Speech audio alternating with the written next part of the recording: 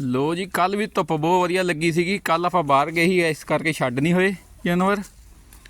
अज भी बहुत सोहनी धुप्प लगी हुई आ। धुप्प वेख लो किदां सेक रहे ने, मस्त होए फिरते।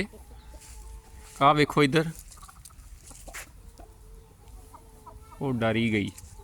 हाँ जी, नाले ऐ बाहर कीड़े कूड़े वाहवा हो गई, सुंडियां छांडियां जियां। मैं कहा खा लैणगे जरा।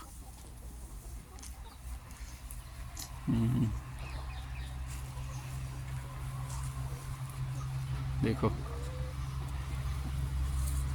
ਰੈਸਟ ਕਰਦੇ ਪਏ ਆ। ਜਿਨ੍ਹਾਂ ਨੂੰ ਠੰਡ ਲੱਗਦੀ ਉਹ ਧੁੱਪੇ ਆ, ਜਿਨ੍ਹਾਂ ਨੂੰ ਗਰਮੀ ਲੱਗਦੀ ਉਹ ਛਾਵੇਂ ਆ। ਉਹ ਚੌਲ ਖਾ ਰਹੇ ਨੇ।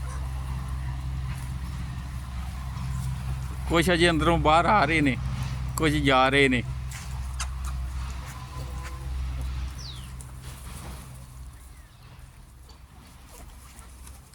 ਐ ਮਿੱਟੀ 'ਚ ਖੋਰੂ ਪਾ ਰਹੇ ਨੇ।